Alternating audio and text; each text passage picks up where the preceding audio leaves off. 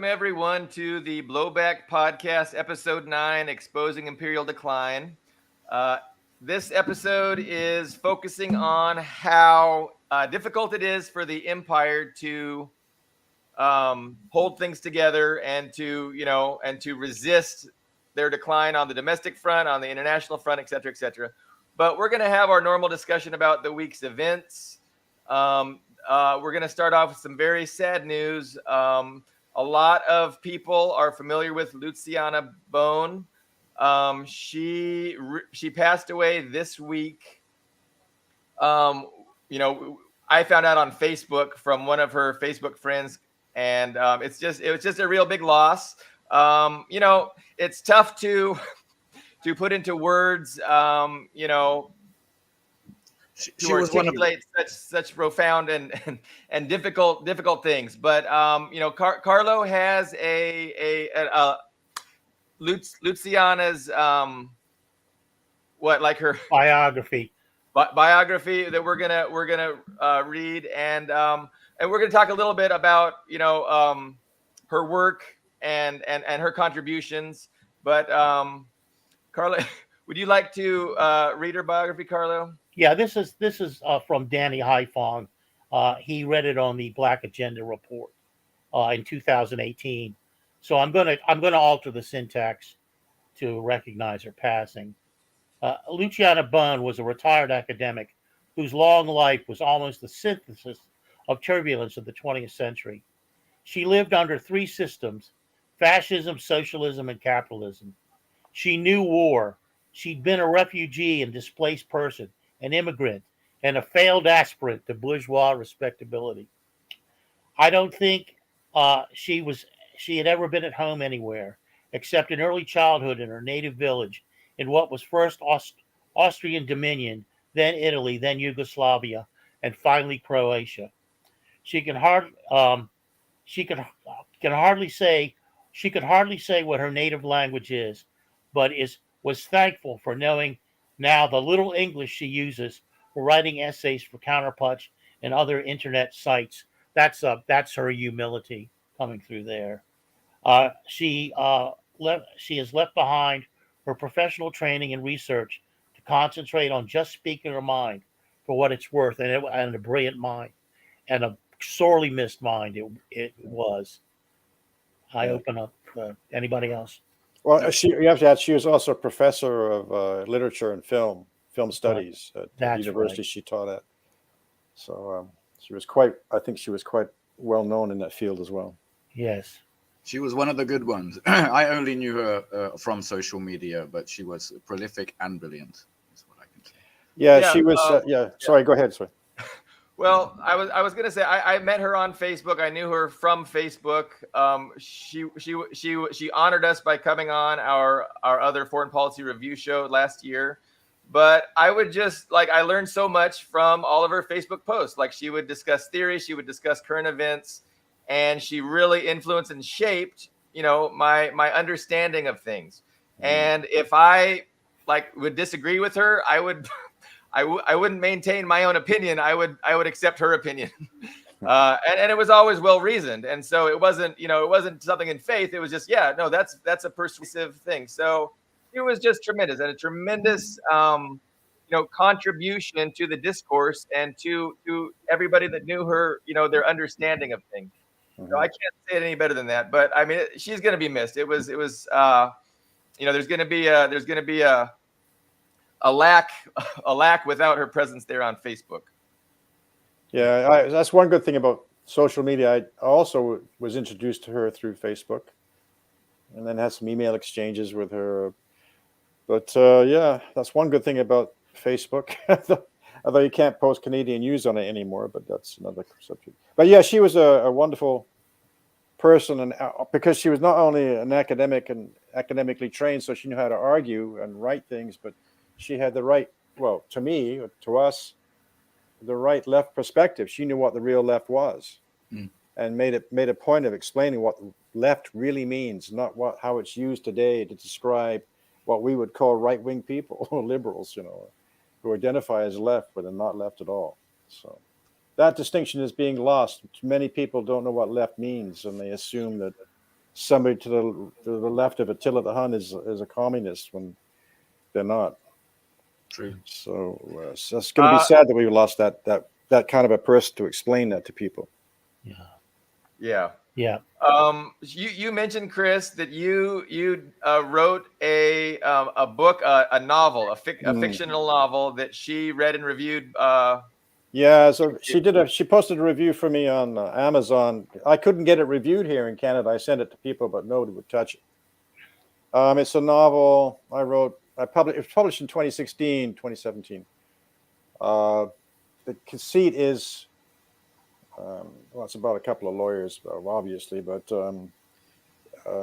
she described it as more like a Dashiell Hammett sort of thing.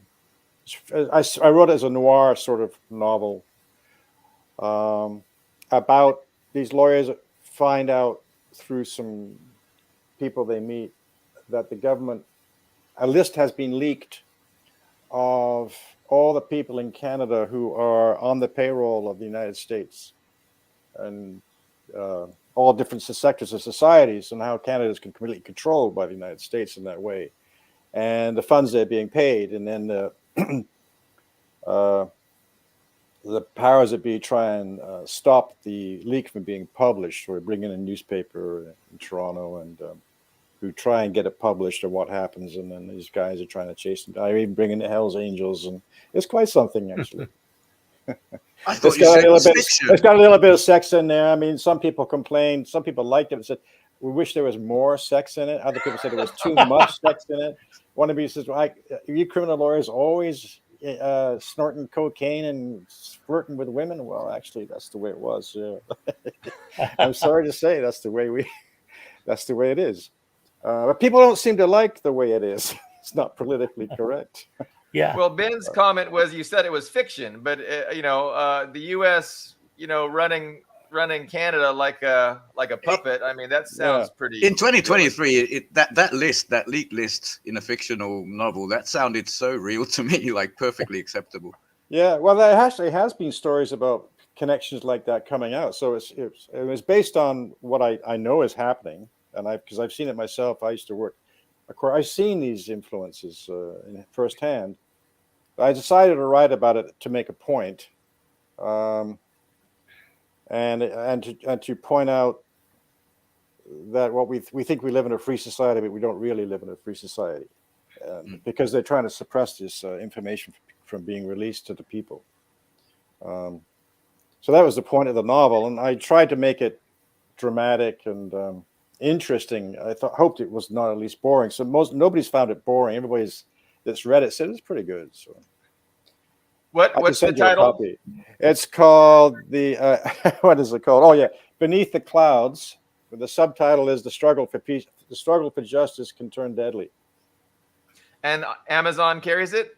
Amazon has it. It's not sure if it's anywhere else. It's on Amazon. Maybe some of the places have it now. I don't know. Okay, well, I'm sure you'll get a big spike in sales thanks to our millions of viewers. Well, that's another thing about the capitalist system. Amazon, when I get statements from my royalties occasionally, they sell at different prices, and I never understand why they're selling the book at different prices. I get a list if they sold it for $5, $25, $10, $15. So I never know how much Jeff Bezos is actually getting for that novel and how much they're sending me, because I've only received one royalty check in all those years, despite they keep sending me statements, but I never get the money. And if this is happening to other people by the thousands, then that's how Jeff Bezos is making his money. They're not distributing the funds they're collecting. I can explain why the prices are different. I can explain why. Why is that? Well, because a lot of the sales are not new copies of the book. They're used copies of the book. Those are people who have turned them into their local used bookstore, and the used bookseller then lists them on Amazon for sale, or the person himself who feels like he wants to sell some of his books he has at home can list them, and he can list them at any price he wants to list them at. Yeah, it's always weird. Anyway, but I mean, you're not getting from each sale of the new books. You're not getting. Anything. You would hope. No, not getting any money. Does sound like capitalism. It's so meager. I told my publisher to just simply keep any royalties he gets. Yeah, $9. Don't mail me a yeah. $9. Don't mail me this. Keep it. It's okay. Yeah, So it was I'm working on another one, but I'm okay. working on another one called the day that work stopped. The conceit is that people just decide not to go to work one day, and what happens to society as a result. Ah, Well, that happened in Um, Rome. That'll be interesting in modern times. Yeah, and it's just not. There's no reason. Just people don't feel like going. Is it? And I stopped it because of COVID, because people were forced not to go to work. So I thought it was a bit passé, but now I'm going back to it. So I think it's an Yeah, interesting I concept. was kind of thrown for a loop when COVID hit and they forced a lockdown. And I mean, I guess half the people still went to work, but a good percentage stopped going to work. And I had always thought, and there was the meme that's like, hey, all we have to do is just one day not buy anything and not shop, and we can send them a message of who's really in control. You see that meme on the liberal Yeah, Yeah, that is yeah, so liberal. and yeah. so when it Vote with your actually wallet. happened, I mean, they didn't really seem to be affected by lockdowns for a long time. I mean, if anything, they kind of increased their share of the economic pie, it seems. Yeah, hundreds of new billionaires were made during lockdown, during the pandemic. Interestingly. Yeah, and Yeah. homelessness increased. The wealth gap just increased tremendously. But Chris, I'm curious. I like to harp on the fake left. I mean, do we want to have a little talk about what leftism is and what leftism isn't? I mean, that can be divisive, but I run into those people all day long on Facebook, and I spend a lot of time trying to explain that being anti-China, it's not on the left. You're not on the left No, if you're anti-China. no, you can't be. If you consider the Russian NATO war an inter-imperial conflict, you're not on the left. I'm No. sorry. Yeah, though I've got people who say they're quite hard left who've taken that position, because the Greek party has taken that position. Oh, the KKE. Yeah, the They KKE, did. which was very good on Yugoslavia and very good on many other issues, has taken this bizarre position. And all the communist parties in the NATO countries have adopted this line, which is but the communist parties outside the NATO countries, funny enough, have not adopted this line. Strange that. Very strange. Just like the First World War, and the Social Democrats and who were supposed to be against war all financed the war for World War One. They switched. Oh, and just a little side note to the KKE. Just fresh news has come out that 2 Greek islands are receiving brand new U.S. bases. Just on the sidelines of that. Yeah, but I mean, to me, if you're a leftist, you have to be a Marxist of some sort of, and a Leninist, because you have to realize that capitalism is exploitation of labor. It's really a form of slavery, and that capital runs society, and you want to establish the rule of the proletariat. If you don't believe in those things, you're not a leftist. You may be a social democrat who wants to soften the edges of capitalism and give the workers something so there's no revolts. Bernie. Yeah, or which they did in Europe like in Canada and Europe after 1945. A few years later, they established free healthcare in Canada and free education, basically, which has now disappeared. Free healthcare still exists. And that was done, everybody was discussing it, because so many Canadian soldiers, we had 1 million, for a small country, 1 million men in our uniform, and fighting in Europe. When they met the Soviet soldiers and they were told what they had, and they were coming back, they were angry. So the Canadian government, to stop any sort of unrest here, decided to hand them certain things. So they had cheap housing for the returning soldiers. They established free health care. They established free education. These things they gave to the workers, and the big industries liked it because it gave them educated workers and workers who were healthy and so on and so forth. Now they're trying to claw that. Since the Soviet Union collapsed, they're beginning to claw that back across the Western world. Yeah. In Europe, Germany, Britain, Canada, the healthcare system has been defunded. On health, education's become, they've just taken away all public support of education in most places, and it's become unbelievably expensive. Scandinavian countries as well. The bulwark of this social Yeah. democratic system is being chipped away piece by piece. Yeah. Whatever they give, they can take away. Sorry. I remember seeing, I still have a copy of, in 1994, the Globe and Mail, which is a big conservative newspaper, national newspaper in Canada, based in Toronto, had a report from the OECD, the Organization for Economic Cooperation and Development in Europe at that time. And the head man of that said that all of the Western countries intend to change labor laws because of the fall of the Soviet Union. And that example, the socialist example, has been discredited and is no longer a threat. He actually said this. We are now going to make the labor conditions more flexible. That is, we're going to make hours different. They're going to withdraw social benefits like free healthcare, free education, make workers pay for more things so they're more desperate for even junk jobs. So they're just desperate. They have to get money for everything instead of for some things. And so they planned this dismantlement of the social democratic project back in 1994, and it's been ongoing ever since. Legal aid is being cut, healthcare is being cut, and so on. Do you know in Hungary what you use? That motto has been used for 30 years. The more flexible workforce. People didn't know they were robbed, but it was under the guise of flexibility. Yeah. So you pointed out how a major impetus for these concessions and reforms, these pro-worker concessions and reforms by the U.S., by Canada, by the West in general, was the reality of socialism in the Soviet Union. And you had to compete. You had to convince workers that capitalism could work for them. That's right. And that you didn't need to overthrow the capitalist government. You could work with the capitalists and into this golden era, this golden age of whatever. And you did. You had the golden age of capitalism, which was in the 50s, and that was thanks to all these reforms, all these concessions, maximum tax brackets. So FDR wanted a maximum wage. He wanted a maximum wage, 100% cap on taxes of everything over a certain amount. Congress negotiated 96%. So the top the top tax bracket was 96%. And that was all the way through the 50s and into the 60s. Right. People were paying. You weren't allowed to make actual millionaires. If you earned $1 million, 50% of it was effectively taken by the government. And if you were more than $1 million, way more than 50% was taken. That's right. Until Reaganomics, it was the Soviet Union. It was that threat of a good example that forced the capitalists to offer these concessions. And then, like you said, once the Soviet Union dismantled, there wasn't any reason to do that. So now they're really clawing it back, and we're seeing the society that they really had in mind and would like to do, that they weren't able to because of that counter example that they had to compete with.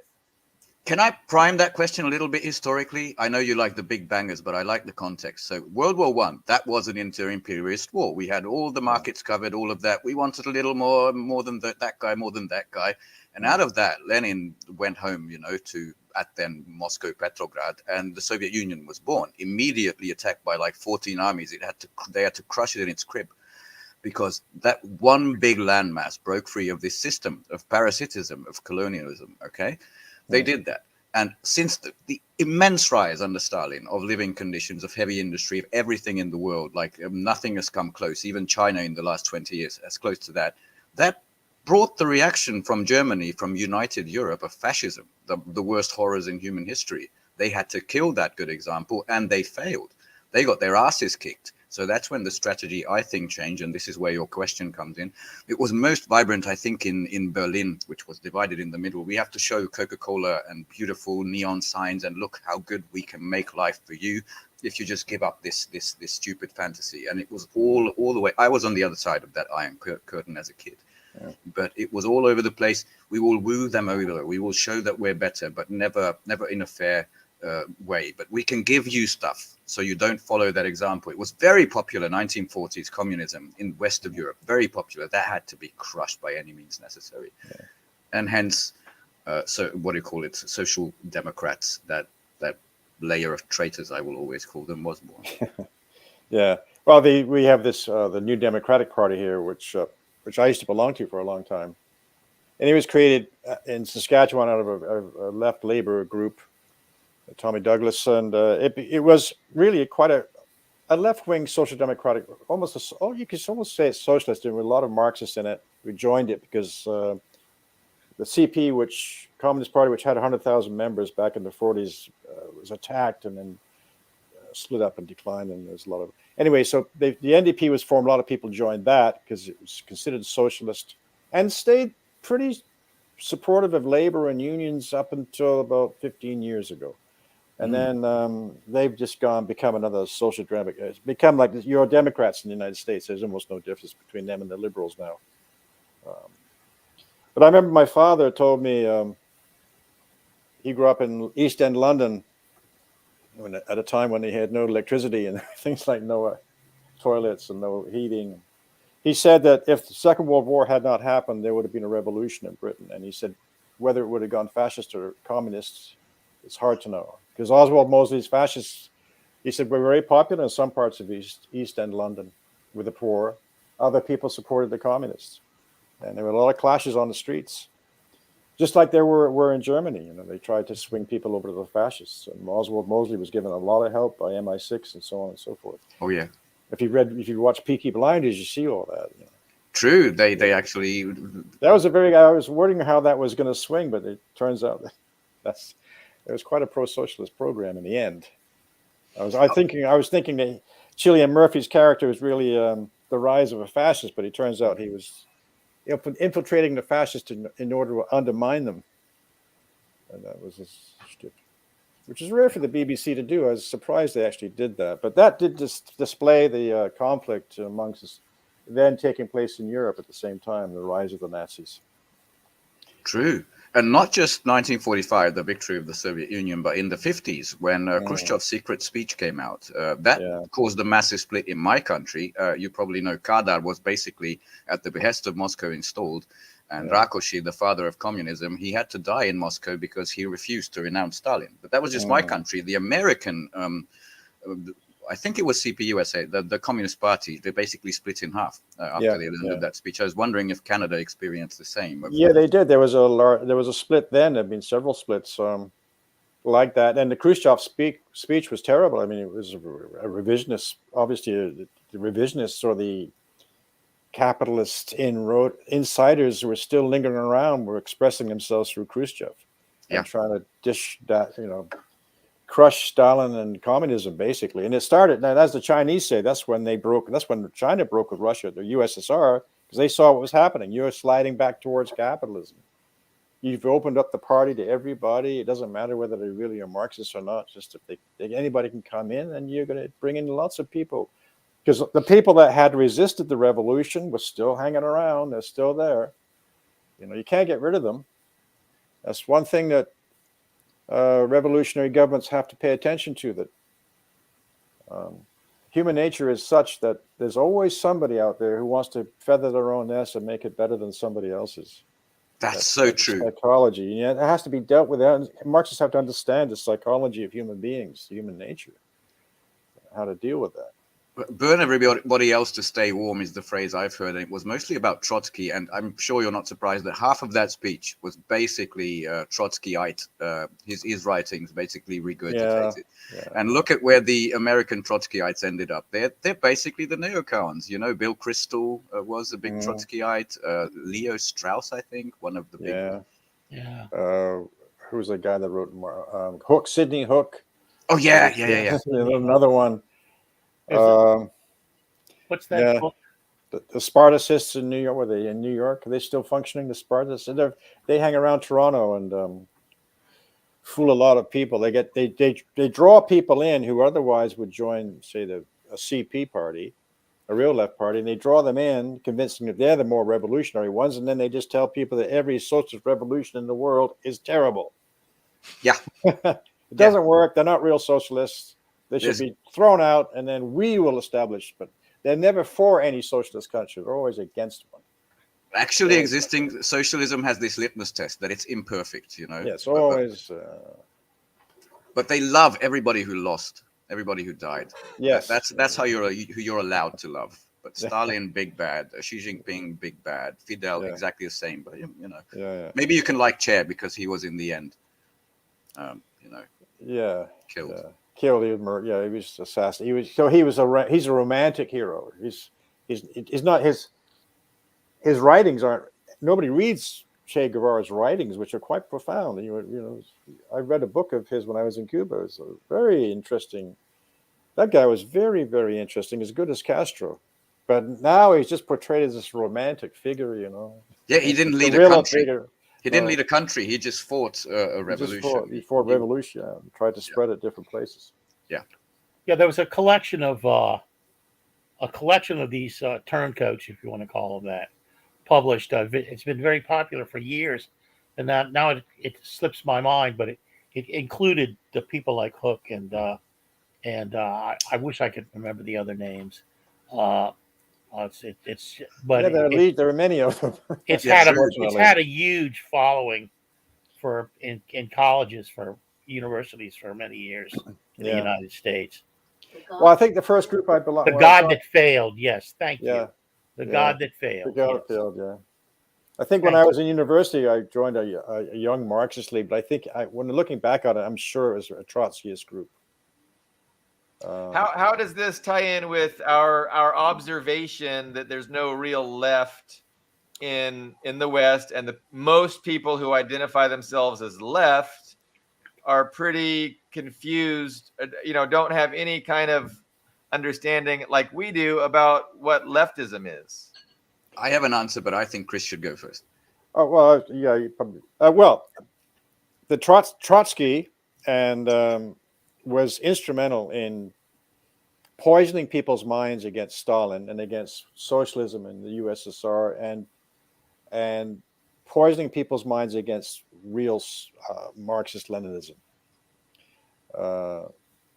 He almost had a Napoleonic vision, was sweeping the socialist war across Europe. He wanted to be like Napoleon.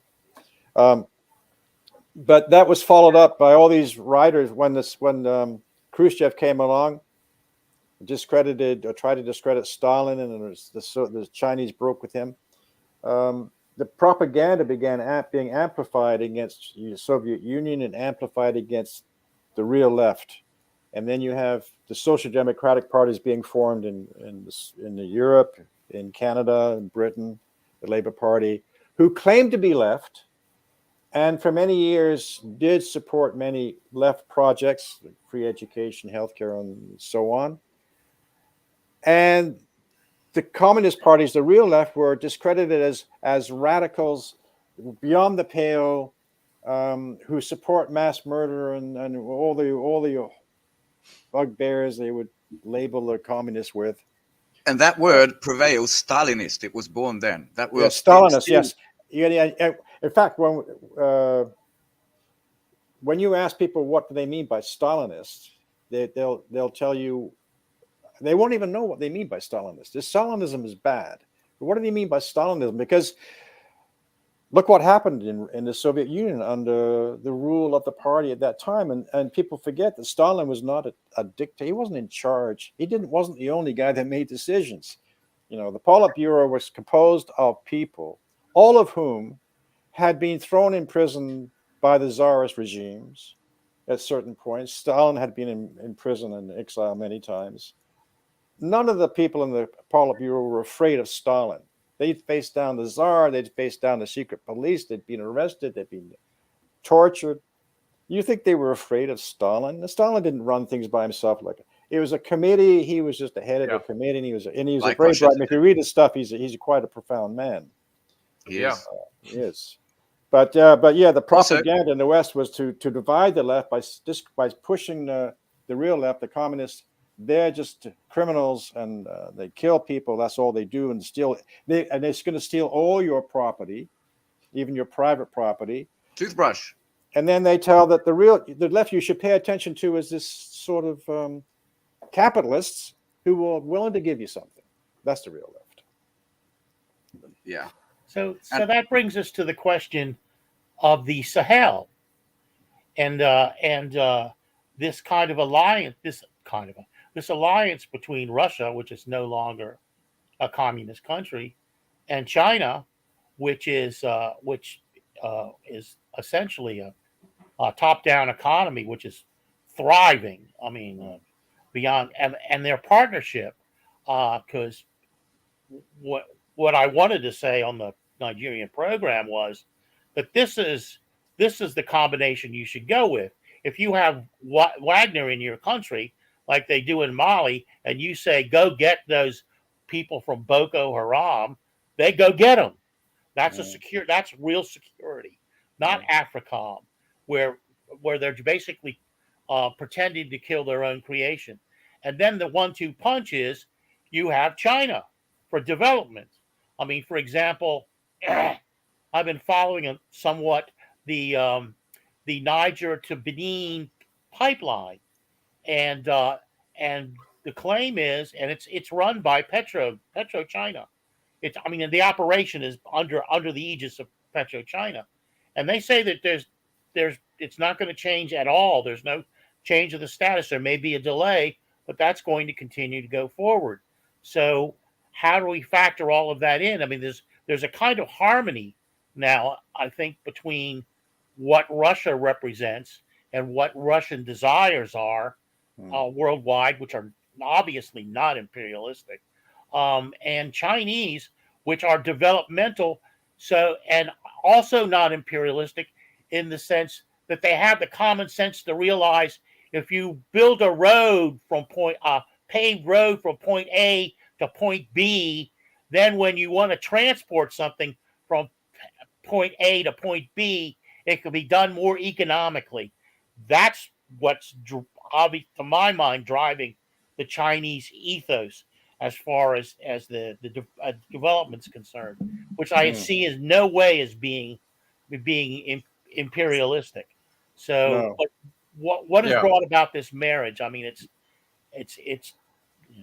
Well, it is strange. I argued with somebody again who was arguing with that Russia was an imperialist. I said, well, first of all, it's not a total transition to capitalism yet. Some industries are still nationalized, and they're renationalizing some wars of the economic sector. The Communist Party, although knocked out of power, is still the biggest opposition party and has a number. I wish we had the kind of members they have, and are listened to. And they have influence, maybe not enough, but they talk and Putin listens. They're the ones that demanded that Putin recognize the republics. They're the ones that demanded that he go in. He was reluctant to do it. I was in a meeting once in Moscow, and somebody from the Donbass asked one of Putin's advisors, who was giving us a seminar, why they don't come in. And he said, well, you want us to rebuild the Soviet Union, and yeah, people miss it, but we can't do that. We're not going to do that. They were reluctant to do that. But the Zhuganov told Putin, you got to go in, you got to do this. And he finally listened. There's other factors, no doubt, of course, but yeah, Zhuganov, who would have been president in 1996, I think. Yes, well, I met 2012. I was there. I met with party people, and they told me they think they won that election and a couple of other ones after that. And they said we're pretty convinced we did, but they said nevertheless, even if we didn't, the fact is that when the elections are held here, we're not allowed. The CP is not allowed to run ads on the major media. They're almost cut out and relegated to the back rooms. We end up having to hand out leaflets on the streets like we did back before the First World War. That's how we're being treated. It's always United Russia, United Russia, United Russia, and other parties like that, which is an amalgam of other parties. Yeah. So, Ben, it is interesting that. So yes, Russia's a semi-capitalist state, I would say, or an emerging capitalist state, perhaps. So it's not clear where it's going. I'm sure that the big oligarchs really want to push it that way, privatize everything, and you see remarks like that in the Russian press by some people and some of the economists that live or run things there. On the other hand, the major allies of Russia are China, the communist state, North Korea, Cuba, Iran, a semi-socialist state, Venezuela. They're all socialist states. Let's not forget Belarus, where and Belarus, and yes, Belarus, of course, yeah. So and Putin is. I mean, they just had the Chinese and the Russian ambassadors met in Pyongyang. Then they're meeting in Belarus this week. There's a very close relationship between Russia and the socialist states, and I don't see how that cannot rub off on thinking in Moscow. Absolutely. Like Xi Jinping's not telling Putin, you guys went down the wrong road, man. Look where we are. You could have kept it all and still had capitalism, because communism, nobody knows what communism really is. Even Marx didn't know how that would look. But as long as the people or the workers control economic decisions, isn't that the most important thing? And they are engaged in a housing building construction spree in Russia. Yeah, I mean, that's what do you right. call that? That's not for profit, mate. No, that's not. Isn't. No. I'd just like to add context to what you said. Li Shangfu is who you mentioned, who is in Moscow right now for the Army 23, which is an expo and forum. Lots of people there, and now the International Defense. I'm just gonna cheat on this one because why not? Russia is the Moscow Security Conference, where 800 delegates from 76 countries are present, which is just amazing. I've seen remarks from that, but to put it into context, I'd like to add Iran to this mix, because Iran has been sanctioned for a lot more time than Russia, and we bring it back to the Sahel, where this started with Carlo. I mean, Iran has taken active measures now. It is offered military aid to, I think, Mali and Burkina Faso. And now they had offered Zimbabwe and Kenya to build heavy industry, tractor plants. Russia, on the other hand, has just delivered to La Paz, which is Bolivia, the first components of, it's just a research reactor, but a nuclear reactor to that place. They are unbound because of the sanctions didn't destroy them. They said, we can thrive under this. We still got friends in most of the world. They can actually do what they always wanted to do. We're afraid, I think, of pressure from the US, from the EU. And it is a wonderful, by the way, it's August the 15th, the day of statehood of People's Korea, the Democratic People's Republic of Korea, which everybody from a young age has learned to demonize. It's just people eat rats and everything's horrible. And if you look at actual pictures, you know what I got when I shared pictures of what? Water park. No, AI generated. That's what they said. Oh. That's AI generated. They find it so hard to believe. They say it's AI generated. Yeah, when I went there, I was astounded what I saw there. I didn't want to leave North Korea. It was a beautiful place. And when I came back and told people what I saw, they all said, they must have staged everything. I said, what are you talking about? When I'd go to that town, they created stage sets for me and then took them down afterwards with actors. You are very important, Chris. Oh, yeah, it was that important. Like, it was, a stage crew of millions. No. No, when I was there, that was a long time ago, but it was, and I was with I told you before, I think there's 4 American lawyers, 2 Republicans, 2 Democrats. I was the most left person there, but even the 2 was a Republican woman from New Mexico, a lawyer. She works in Albuquerque now. She cried when she left. She said, "I've never been in a more civilized country in my life. I didn't know it could be like this." She said it's a wonderful place. And the American soldiers we met there told us the same thing. Because the first day we were in a hotel, when we arrived, we were placed in this very nice hotel on the river in Pyongyang. Go down to the bar, and there's these guys in muscles and t-shirts and baseball caps. And I said, "You guys look like Americans. You American?" "Yeah, we are." "Whoa, what are you doing here?" "Oh, we're in the American Army." "This is the Pyongyang." Yeah. They broke free. "Well, the American Army is in Pyongyang." "Yeah." "Okay, what are you doing here?" "We've been here a couple of years." They were there for a remains recovery team. They were based in Hawaii. They were sent there to recover U.S. servicemen's remains from the Korean War if they could find them. And they were allowed to go all over the country to search for them. So we asked them, what's your observation of the country? So my first day here, they said, "You know what? We were told it was hell on earth when we were sent here. They lied to us. It's really nice here. It's much better than back home. And we like the people here, but don't ever quote me. I never said that." Because he was a major. He said, "I don't ever say that. I won't say that." Do you know what depresses me, Christopher? I thought the internet would be a breakthrough to these walls, constructed. Like people could actually see it for themselves. And yet they're still surrounded by these imaginary walls. I've been told this. That's what it is. I don't care to see reality. It's just amazing. I tried to get called the Pyongyang Times, which I sometimes read, but the last 2 weeks it's been blocked. It doesn't connect. And you can see videos there. You can see the news there. You can read the news, what's happening in North Korea. There's a lot of things happening in North Korea. Yeah. I miss RT and Sputnik, which we still can't get in Hungary. Or you can't get it at all, even if you go online? Well, I do VPNs and I look at clone sites, but not officially. You don't have the YouTube channel, you don't have the Twitter, and you don't have RT.com. You just did nothing. You can't get RT.com? No. There's a we can still get that here. Yeah, good for you. Wow. Yeah, they cut it off the cable service, but you can still go online and find it. And I read it every day. But I would anyway. pay a little bit extra to get RT through my Comcast channels, but I don't think they carry it anymore for like a year or so now. Caleb Maupin mentioned that the whole LSD program and the whole brainwashing thing that the CIA experimented with in the 50s was due to their, the United States confusion, and they were very concerned about U.S. GIs in fighting in the Korean War. They were taken prisoner by the North Koreans, and they didn't want to leave. That's right. So they came back they communist. were wondering what's it. Yeah. So they did. The U.S. government couldn't figure it out. Why would they ally themselves with the North Koreans? Why would they sell out their country and their families, et cetera, et cetera? And we need to figure out.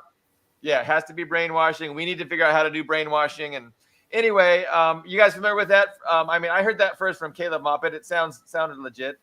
So here comes Sidney Gottlieb, Dr. Sidney Gottlieb in the program. I have to say I pay a lot of attention to Caleb Maupin. He has the reading, the historical knowledge, just simply amazing down to a T. Yeah, it does. And just this week, there was this wonderful man. He's called Oliver Anthony. I don't know if you've seen, big, red-bearded, sort of working class guy who came out with the song, The Rich Man North of Virginia. Anybody heard it yet? No, I don't think so. It's an instant sensation, top list of Spotify of everything, and it's basically the working class, the hymn, the slogan. Basically, all my life in these bullshit jobs, working for nothing, and those fucks don't give a shit about me on the everyday language. Everybody's rallying around it, and the leftists, they're already talking about finding little nitpicks, saying, "Oh, this sounds like a dog whistle. This sounds like a little right-wing thing," and they have to pick it apart. Like they are talking to, no, this is self-critique of me also, the free people online. And this guy managed to get millions and millions of views in a day because people resonate with it across the board in America. And that to me was amazing. Well, how is this story? I've seen it disappear. The American soldier that went over to the North Korea a couple of weeks ago. Is that being followed up in the States, or is that just dropped off the news wires? I hadn't even noticed it, and I thought I'd pay close attention. Yeah, I haven't seen since he went. There's a couple of stories about then there's some revelation. North Koreans say, yeah, he's here, but that's it. There's no of the coverage in the American press about that. Yeah, I haven't. Wondering what's happening with that guy. I heard he got in trouble with the U.S. Army, and he was gonna be shipped back to the States and face maybe some disciplinary action. And that was the story I heard. And then he just went across the DMZ. He just went over to the north, and that was weeks ago. I haven't heard anything since. I forgot all about it actually till you mentioned it. Yeah, and he isn't high profile. I mean, for decades I haven't heard anything about Dennis Rodman. Have you? No. He's the big U.S. ambassador to the DPRK. Yeah. To back up a little bit, I'm sorry. To back up go. We should return to the Sahel and expand on the Sidney Gottlieb thing. I'm sitting here rummaging around in my now diseased brain to recall the information I called then. But there was a serious program. Well, of course, it's called MK Ultra, and that program was designed to experiment on U.S. citizens as regards these psychotropic drugs.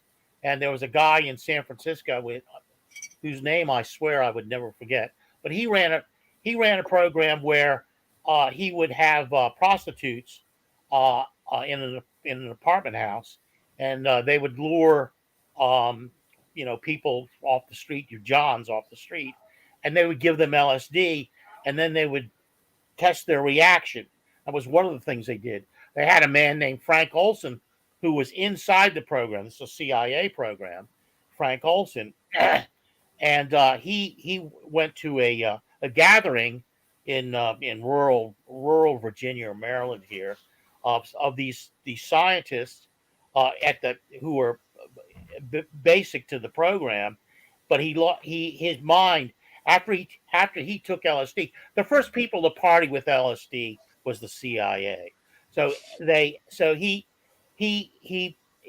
lost his mind, and they were afraid he became a security risk. So they lured him to a hotel in New York, and they pushed him out of a 7-story window. Frank Olson and his family has pursued this for years, and now they've made some headway into actually what happened. They said he fell out of the window. He didn't fall out of the window. He was he had a bad reaction to LSD. So there's a whole long history of this, of the U.S. experimenting on people. So when people go, oh, well, Timothy Leary and his mind, and I have young friends, musician friends that swear by LSD. Well, I took LSD when I was way back in the '60s. It was great. I'm like the Beatles. It opened my mind. It really did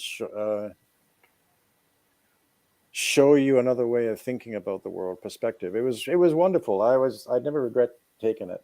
But I was at the same time when I was in university. Then I was studying my major was psychology, but neurophysiology, and I was involved with my professor named Woody Herron, who's a guy from Montreal who'd worked with Hebb, who ran that program in McGill University for the CIA.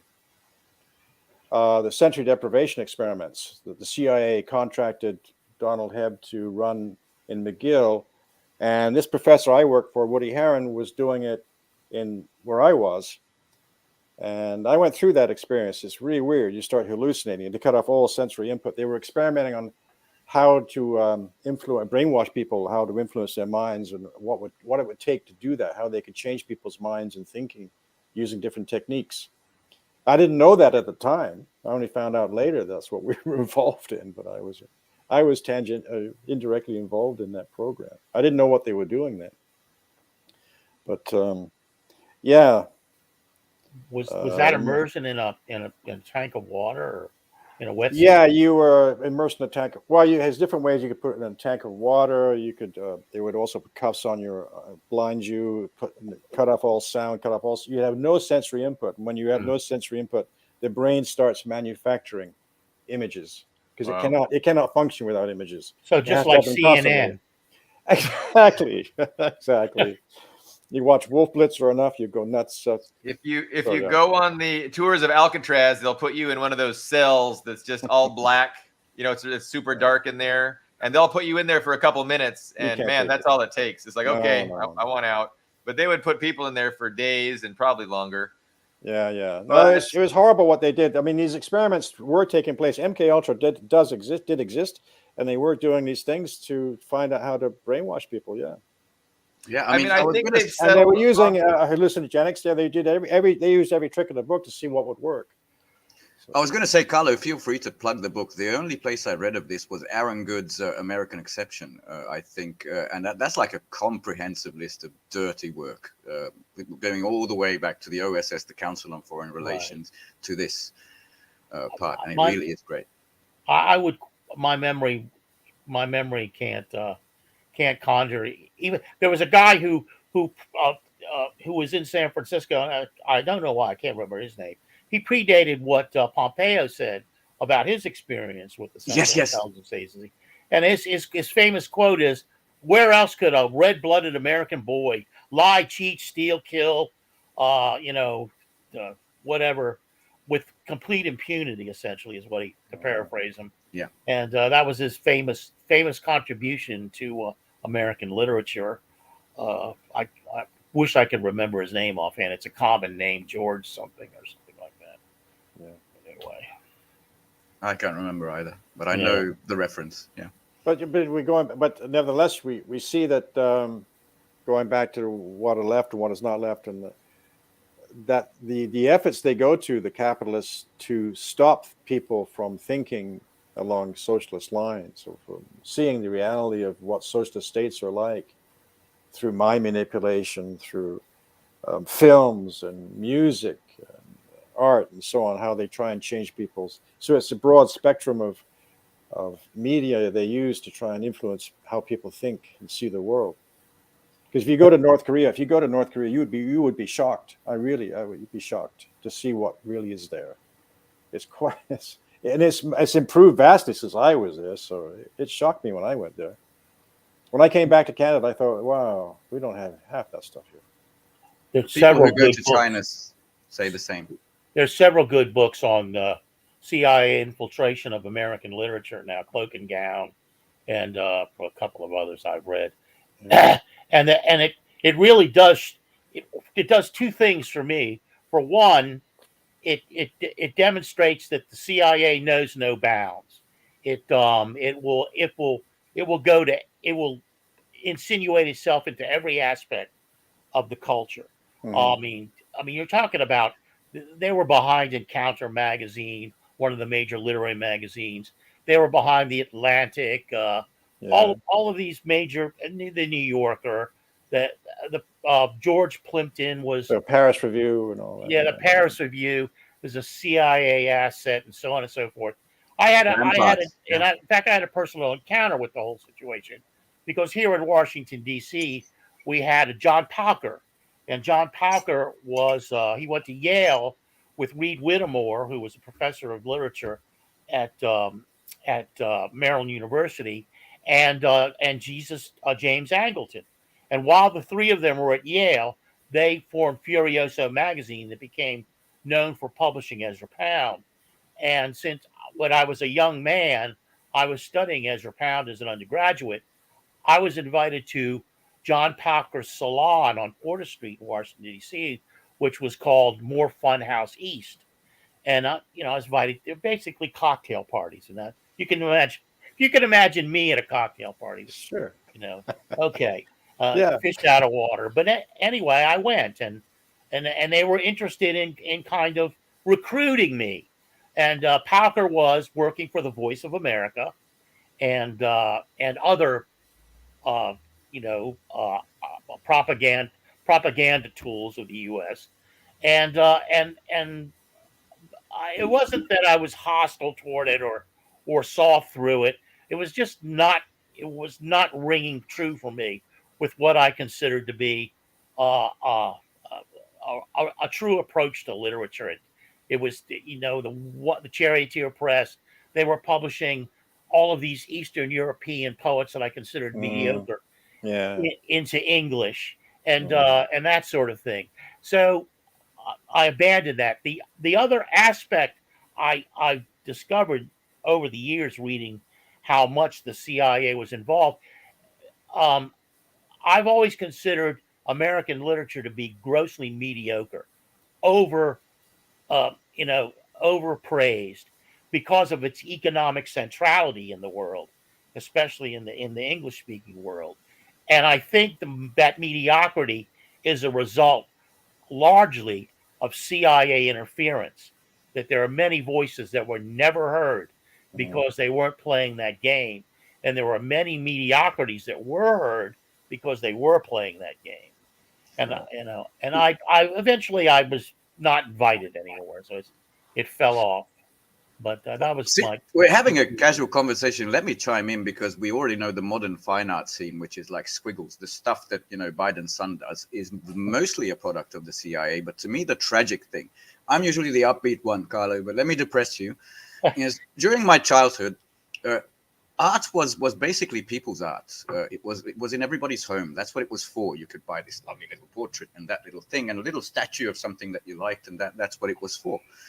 It was transformed into consumerist lines. Everything about it was, including the designs, these insane sculptures. And I did this informal, S.L. Canton, friend of the show, prompted me, informal little survey of people on the street. I don't know if I mentioned this on the show, of what kind of T-shirts they wear. About 30% was unbranded. I don't have the numbers. The rest was divided between, let's see, we had Marvel, we had Disney, we had Alpha Industries, which comes from the military, but it's sort of a ripoff of that. Under Armour, And I think, no, we didn't have Coca-Cola, but we had one more NASA, of course. That's how monolithic it is, even in Hungary, that it's just so difficult it still has this enormous global power. Yeah. And people don't know that you're already in a certain mindset if you consume all this crap. Yeah, they push abstract art over realist art or art portraying real life. They push Jackson Pollock and all these people. Oh yeah, and we had realism. Yeah, I mean, I'm not sure Jackson Pollock actually knew he was working. He wasn't working for them, but they promoted that kind of art as opposed to realist art or socialist. What's called socialist art, like Diego Rivera would use, or other Russian artists or European artists at the time. Yeah. Yeah, I don't think, we covered the whole gamut of people being directly influenced and on the payroll to people who were subtly nuanced. I mean, I worked for I had a miserable job at Amtrak for 3 months before they fired me, and I walked to the Hirshhorn and sat in front of the Pollock for my lunch break, just for solace. I mean, it's just the Pollocks just. And I did the same. I also did the same thing when I worked close to the Phillips Gallery for Rothko. I would go in and I would just sit in the Rothko room to get through the day. And there you was win. That's more depressing for me. Well, I know, given who Rothko was, but to get through and his history, to get through, just to get beyond. There is something about those artists, whether or not they were. I don't think either one of them were a payroll, but whether or not they were manipulated by the Central Intelligence Agency, which is somewhat subjective. There's something about that art that raises you out of the commonplace and gets and can bring you to a place that's transcendent that you don't get in normal daily life in the U.S. And I want to say that it's like that. It's the art that when you show someone a Rothko or a Basquiat or something, they go, "Oh, I can do that." Well, you can't do that. No, yeah. You can't do that. No. Go try to do that. What O'Keeffe has like 70 layers of paint to get that luminescence in that lily. Give me a break, Well, I think Robert Hughes, the Australian art critic, he wrote a book, The Shock of the New, and had a good program. And other people have expressed this idea that the rise of abstract art, we have to talk about Picasso, who was a communist and used his art that way. But even Rothko and Pollock, where it's just abstract designs, it was an attempt to deal with the reality of photography, because photography could capture realism so well that what was the place of art now? Because art before photography came along was used mainly in a didactic way in religious paintings to portray Christianity or Buddhism or historical events or propaganda or just daily life. But when photography arose, artists said, "What do we do now? What's our role now? How do we? What do we try to portray? Kind of like what do we today with AI, isn't it? Like, yeah, exactly. What's the point of filmmakers now if you got AI? Why? Yeah, I don't know if you know this name. Poetry. Yeah, true. It can write your daily columns basically better than the New York Times. But I want to say, do you know this name, Vasarely, Victor Vasarely? He was Vásár helyi. He's a Hungarian, a local. He went the opposite direction. He went very geometric, very Vasarely, yeah. Vasarely, yes, exactly, as a reaction to photography. Just to my right, my wife has several monographs by him. Cool. Just to bring some. Carlo, you were discussing the weaponization of everything and how the CIA weaponizes, all aspects of culture. They infiltrate it. and they make sure it's not being used to subvert people's minds and get them thinking along these, revolutionary lines. I would say, and I mean, we're talking about the fake left and the authentic left, and any discussion ought to bring up Gabriel Rockhill's work. So he talks about how theory, leftist theory has been weaponized. He talks about the French school and the German school, or the Frankfurt school. Yeah. And how, the ties between the CIA and how they're anything but socialism was consciously, put into popular culture in order to, turn people away from Stalinism or any actually existing socialism. And I don't know. I mean, I think he's doing important work with his showing how not just music, not just cinema, not just radio or whatever, but also what passes for theory, what passes in the halls of academia as the best, most advanced theory gets weaponized against actually existing socialism. We talked about this before. That is the function of academia. I don't think anybody that Rockhill has ever mentioned, two things, has ever intentionally written something to move people away from Marxism or any form of socialism. I don't think that's their intention at all. That's number one.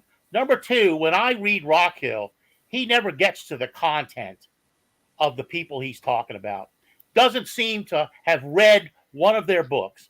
Now, I can really only speak to Theodore Adorno, who is one of my favorites that I end up read, and Max Horkheimer, Eclipse of Reason, and their dual that they wrote together, Dialectic of Enlightenment. Very important to me, along with the phenomenologist Edmund Husserl and Martin Heidegger and Gadamer, especially Husserl.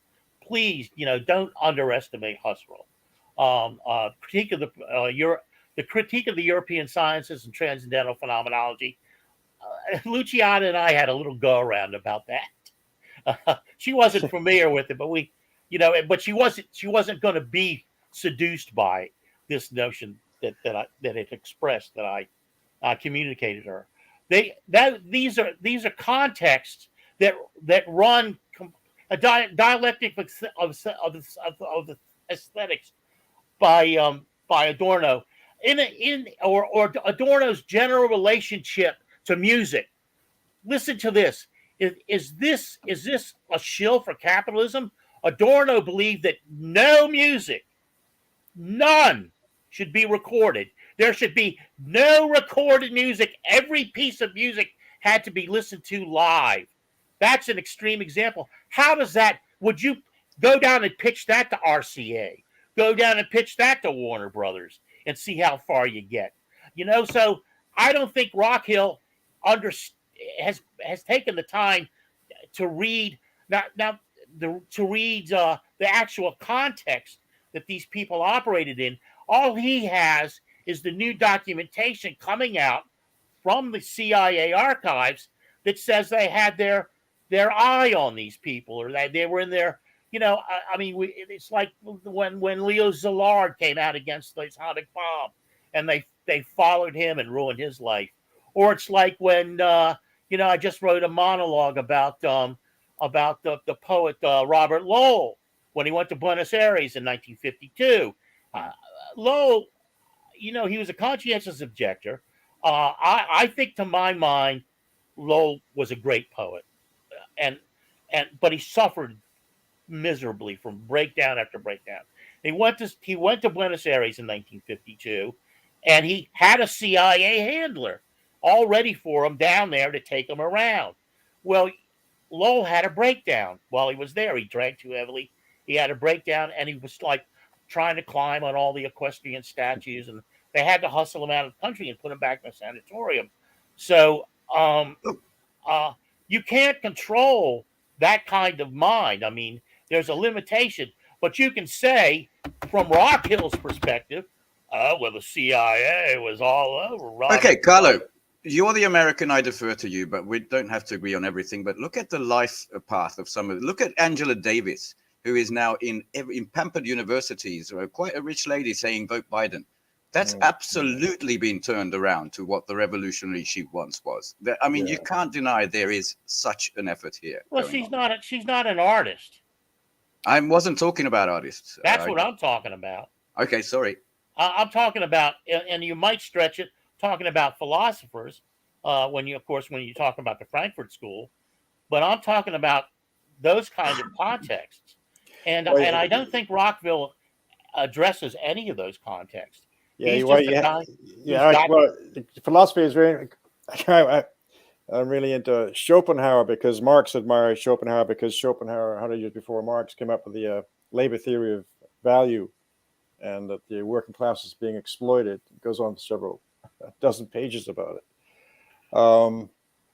But he's based his work, of course, on Kant, who tells us that, and as Schopenhauer and Locke and Hume tell us, the world is an illusion. What we see is what we think we see. And they don't teach that in school anymore. They teach you these other philosophers, the world is concrete. But when you find out that perception is everything, and behind the perception is another reality. So when you tell people that socialism is better for you, they're saying, well, I got this reality they present to me on CNN, which is right in front of me, and that looks real to me. And you say, well, like Plato's shadows, that's not real. That's just an illusion they're presenting to you. You have to start questioning what's really behind that representation, that presentation, that image. That's not reality. You have to look beyond that. And people are not taught that in universities anymore, how to think even about basic concepts. Kant and Schopenhauer, they're all about epistemology. How do we know what we know? What's the limits of our knowledge and all that stuff? How can we people aren't even taught that there is a question, is an issue there, whether you were seeing reality or not seeing reality. So people they're not even educated to question their lives, really. They're just told to accept it. And they're governed by music. The idea of not having music is a bit weird how the work is supposed to be enjoy music if it's not reproduced somehow. They can't be at every concert. It's impossible. Yeah, that was his stance, but it doesn't jive with Rockville's notion that he was a capitalist stooge.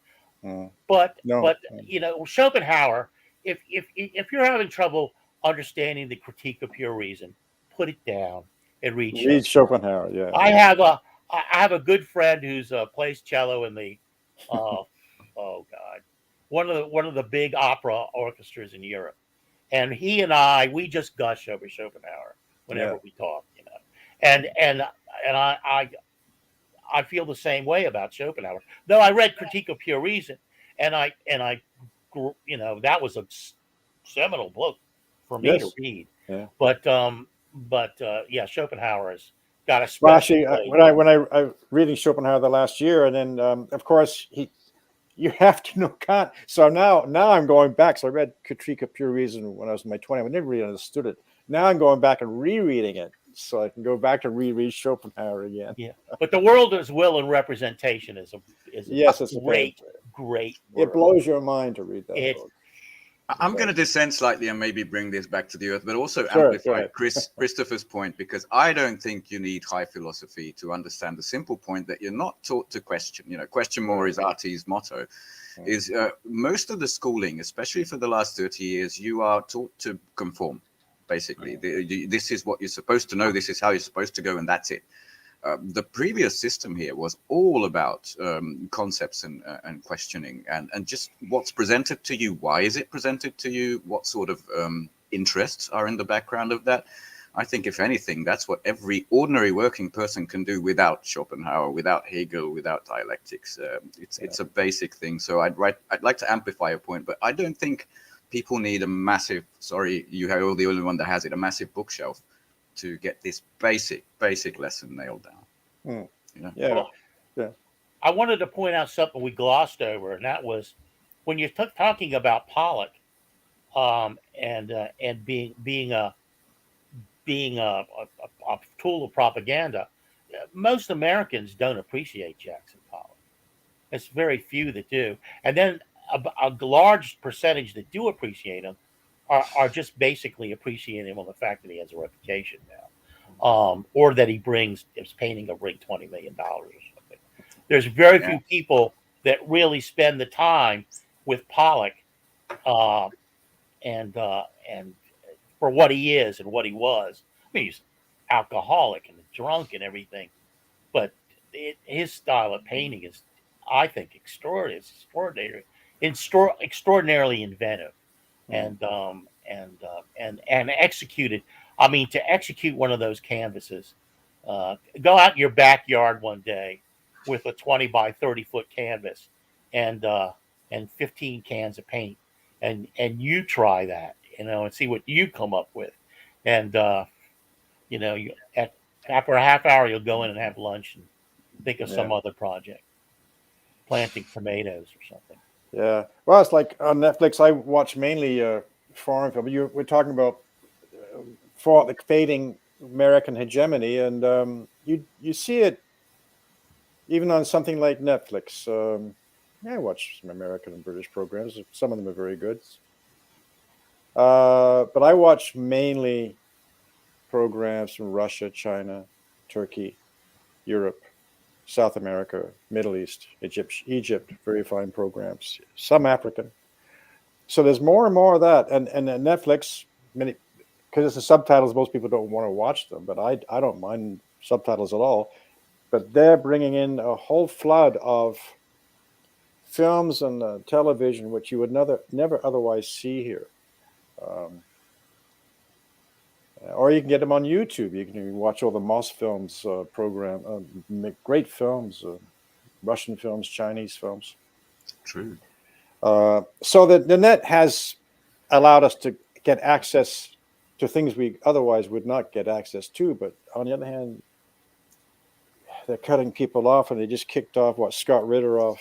That's true. YouTube. How McGregor I don't agree with McGregor. He's a right winger, but his military analysis of the war is spot on. His attitudes towards communists is really reactionary. But you take these people for what they are. As a military also to modern analyst, Russia, he keeps saying. And China, yeah. All of them do. They all say, "I'm not really pro-Chinese or pro-Russian," but yeah.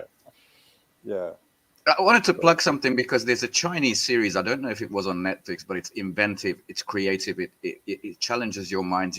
It's called The Free Body Problem. Anybody watch that? It's one season. It's absolutely amazing. I've never seen anything like it. And it's on Netflix? I'm not sure which. I always watch everything for free, so I don't actually have a subscription to anything. So the free body, what's Free Body Problem. That's what it's called. Okay, I'll check it out. What country is it from? It's a Chinese sci-fi saga that goes back to basically the revolution all the way to future and high tech and physics, about aliens and us, and how it would actually, not Independence Day style, but how it would actually play out. It's fantastic. It's a novel thing. I just watched the Chinese a month ago. The Chinese blockbuster film Sacrifice, which is about the Korean War. The last couple of months of the Korean War, and they face off against the Americans, and this one unit has to hold a bridge the Americans keep bombing. It's really spectacular and very, very moving to see it. Is that not the Battle for Lake Chongjin? Maybe that's the that's another film. They made a series of 3 films about Korea. Battle of Lake Chongjin, or whatever it's called. Yes, is the first one. Then they did Sacrifice, and there's another one which I forget the name of. Just came out. They're all about the Korean War. And I think they're being made as propaganda to prepare the Chinese people for conflict. I have some catching up. We fought the Koreans. We fought the Americans, Korean. We defeated them. We might have to fight them again. So don't worry. We did it then. We can do it now.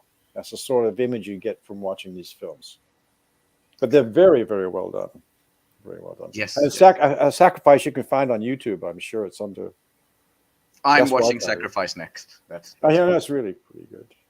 You saw the first one, Lake Changchang. That was yes, Xiongmin. I watched that. It was amazing to me. That's where Mao's son actually died in that war, and he was a main character. Yeah. We were gonna spend some time talking about the difficulties the Western Empire is facing. We're an hour and 15 minutes in. I don't think we've really done that yet, but that's okay. We're we're having a free range discussion. I brought in a little contention, and it Well, livened yeah. things up a little bit. But Well, we can go on a bit more. I mean, trouble they're having. Well, you have from my outside position in Canada, looking into the United States, you have the trouble with the Democrats. Biden government is provoking with all these Trump charges they're arranging. I think that's a huge mistake for them. I don't like Trump. Just get me wrong. I don't like Trump, or is it? But when you read these charges, they're completely political, and the defense that Trump would have to them is that I simply believed that the election was rigged. And they're saying it wasn't, therefore you can't say that. And he says, well, the defense is, if I believe it, I have the right of free speech to say so, as Gore did when he thought he lost the elections in 2000. He did, he said so. But he wasn't charged. Anyway, so when the trials take place, Trump is going to, in his defense, bring in, whether you believe it or not, what he claims is evidence that the election were rigged. It's going to be a nightmare for the Democrats. I don't know why they're doing this, and it's just going to give the Trump supporters more reason to support him. They should have just left Ed alone and faced off with Trump with policy issues and the differences in program and policy. But there's no discussion in the United States that I see of policy or programs between the difference between the two parties or any third party. There's no discussion whatsoever on the news networks. Well, they've painted themselves in such corners with their narratives, and they really don't have any options. So every option is a bad option, but it's the one they've gone with is let's jail our major political opponent. Right. Let's jail the most popular opposition, candidate, and that'll solve all our problems. Well, it's going to solve some of your problems, but it's going to create even more problems that you might not have to deal with right now, but down the road. So while the Biden family is in a massive legal conundrum itself. Yeah, right. Yeah. And then because of this, you have a paralysis, I think, in foreign policy. The war in Ukraine, their efforts in NATO and the United States and Ukraine have failed. It's a catastrophe, actually. They're still pressing in China. They seem to, and then they're threatening Iran again. It seems they don't know what they're doing. It's a chaos. It seems very confused to me, and maybe it's a result of because they're losing hegemony. They don't know what to do. But at least without Trump, they can formulate a plan and pursue it. With Trump in power, they can't do that because he wants a war. He doesn't want these wars with China and Russia, but he's advocating a war with Mexico instead. Well, he's got his own ideas, and you're not gonna you don't control him, and so that's why he's no good. His ideas aren't very good either, but I think they're less bad than whatever the in foreign policy terms. I don't know. It's domestic. But anyway. I would agree entirely with Christopher saying that on the one hand they don't know what to do, but on the other hand they've lost control of a lot of the foreign policy sphere. You see, in Africa it was supposed to be slam dunk. The ECOWAS nations move in, but then their government sometimes they govern, sometimes their people revolted. No, we're not going to do that. We're not going to starve our brothers. That didn't work. In Ukraine, it was supposed to be 3 days till Crimea and cut it off, and it's been 3 months. That did not work, and there's nothing they can do. John Bolton can spurt off shit like we have to escalate to the top. It doesn't matter. They don't know any limits to their power. They're stirring shit up in the Persian Gulf with Iran, with other people. By the way, Afghanistan has made it a national holiday. The 14th, I think, of August. The victory of the jihad of the Afghan people over the US. I think that was also one of these PR magazines, Voice of America or Radio Free, whatever, Middle East, I don't know.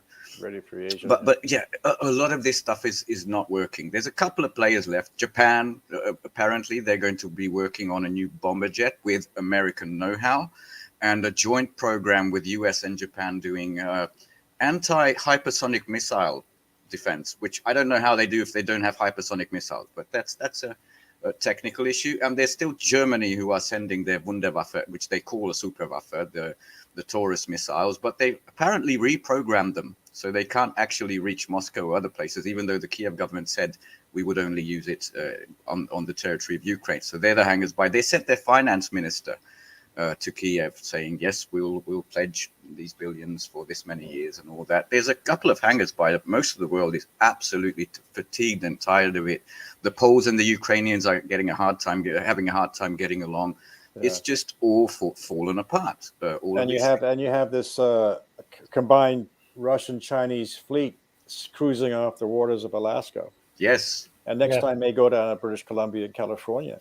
So they're saying freedom of navigation. Your freedom of navigation, you like it to impose on us, but you don't like it when we do it to you. We're going to do it more. That's another treaty that America never signed, as well as the ICC. They actually never signed the UN Freedom of Navigation Charter. And this will give me a chance to correct something I said last week, and that is it involves the Sahel, but the Tinubu, for example. People would ask, why would Tinubu be so anxious to send a force into Niger to put down the I don't want to call it a junta, but the takeover by the military? Well, it turned out, and I'll repeat this, but correct it. I said that the FBI had been aware of Tinubu's money laundering. It was actually the IRS. And their investigative arm that pretty much established that he was laundering money for two drug dealers when he was a student at the Chicago School of Business. Now, I know when we had Hamzat on, he said he was at the Chicago School, and we immediately associated that with Milton Friedman and that kind of slime. But apparently he was just studying business, not economics. But he was involved, and I would just want to say that I think probably in reality, when the IRS discovered this evidence, this information, they CC'd the Justice Department. They probably CC'd the FBI and probably intelligence too, the CIA, because this guy was a potential tool. So now they've got this sort of Damocles hanging over his head. We could put you in a U.S. jail anytime we want to. I don't know what the statute of limitations is on it. And so he's acting on their behalf. I don't think that's too much of a stretch. And there's other things. There's other ironies. I mean, the whole notion that there was a rumor out that Bazoum's electricity had been cut off. Well, that would make him like one of his own citizens because they don't have electricity either. It was this kind of stupid, and yet he penned that op-ed for the I think the Washington Post or the Wall Street Journal. I don't know who, but he managed to do that without electricity, which is quite amazing. Yeah, right. So it turned out to be a lie, but anyway. So such cruelty to deny this man and his family electricity. Well, it's interesting that I just read the indictment against Trump from the state of Georgia. That's the latest, yes. Yeah, that's quite amazing because they're using the American so-called RICO law. Oh, yeah. Which they invented for, I think, Al Capone. Drug busting or something. Well, what it does, and they used the RICO laws, they imported that into the Yugoslav War Crimes Tribunal, the Rwanda War Crimes Tribunal. What it allows is to convict you by guilt by association. So they're saying Trump is part of a group, his lawyers and his friends who complained about the election. This group is, because they did this, or a criminal organization. And then they can say, well, this little lawyer here did a misfiling, and therefore he was guilty of this crime. And therefore all the others are guilty of it too, even though they didn't know he did it, didn't want him to do it, didn't even intend him to do it. Because they're part of the same group, they're also equally guilty. They don't have to prove intent at all.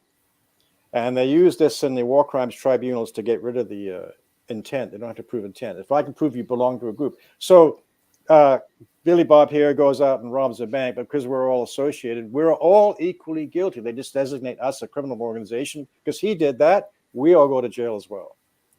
Even though we didn't know what he was going to do, this crazy guy. I had no idea about the legal niceties. Yeah, that's of what that. they've Yeah. done in the state of Georgia. That's what they've But done. already, on the same day or on the next day, I saw Hillary Clinton being absolutely. I have never seen her smile this wide in my life. She was very happy about this Georgia scenario. By the way, Oh, even happier than when Gaddafi was it was murdered. like we came, we saw, he died. It was Yeah. like that.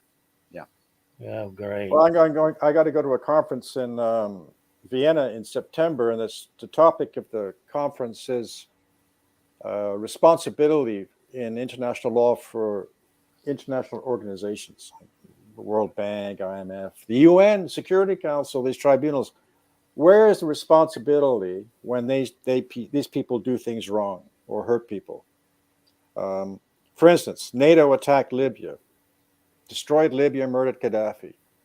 It was illegal. Where is the responsibility? How can you hold NATO responsible? Because they say, well, we're a group of, this is a treaty organization. There's no individual responsibility. You can't blame anybody for any decisions that NATO made because NATO made the decision. Well, yeah, but Joe Blow did it and X, Y, and Z did it. Well, it doesn't matter. You can't penetrate. It's like a corporate veil. So where's the responsibility for what international organizations do or national organizations do in the international arena? So the United States attacks Yugoslavia, the United States attacking Russia through Ukraine. How do you make these people responsible for their crimes? There's not going to be any war crimes tribunals for these people. And I don't think the domestic people in the United States are ever going to hold their leaders responsible for their crimes they've committed. How is that going to be done? Where is that? So what's the point of law?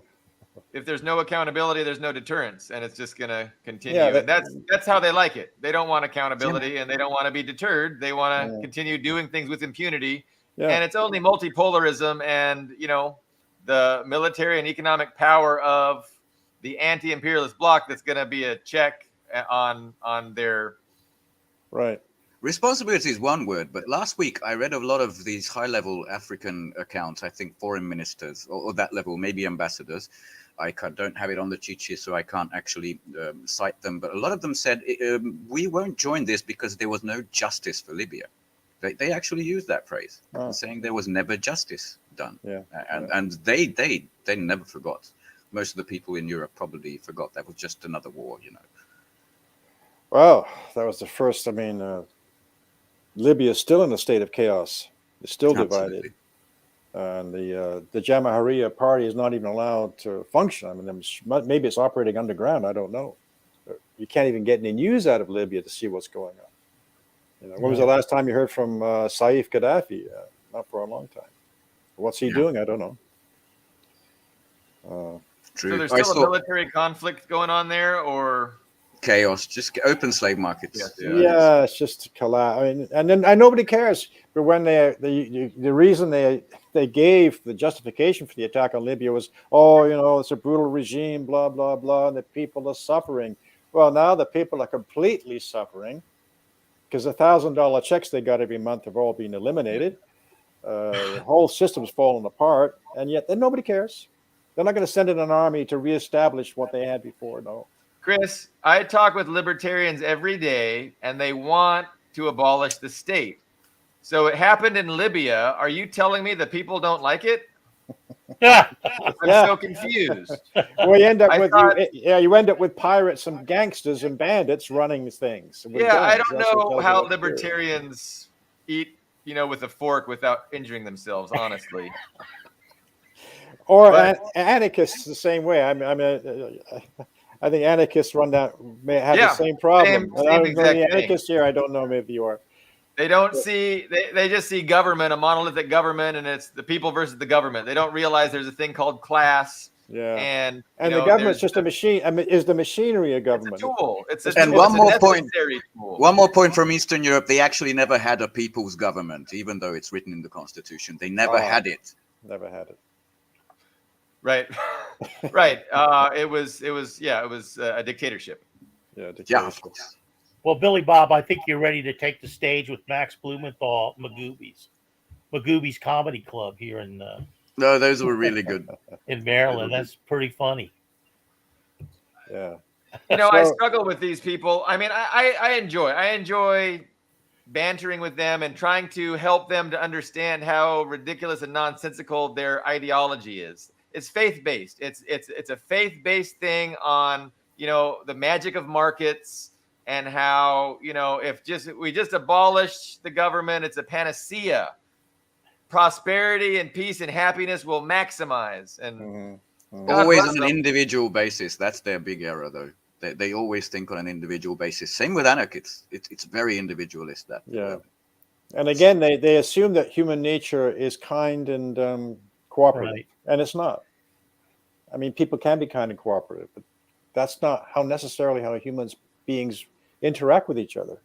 I mean, Freud has a very famous his essay "Civilization of Discontents." He was talking about war, why wars occur, and he says, "Well, and people are shocked when wars occur and how brutal they really are."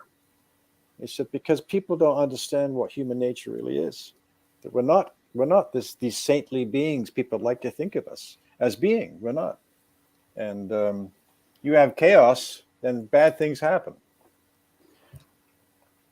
You have to have some sort of agreements by which, the social contract for Rousseau, whatever, however you want to call it, some sort of agreement among society about how to run things and get things done. I mean, the argument is government is synonymous with laws and a mechanism of law enforcement. You have to have laws and you have to have a mechanism to enforce those laws, or human society can't coexist. Yeah. Well, I was surprised in North Korea, and we were invited by the Democratic Lawyers Association of North Korea. In fact, they have lawyers in North Korea, believe it or not, criminal lawyers, and they had an interesting way of saying that many people attack lawyers or hate lawyers, but they're saying their view of a lawyer is a person that helps to make the machinery of government work, the meshing of all the cogs and wheels together work well, so that the government and the people and society can exist in a smooth and cooperative fashion.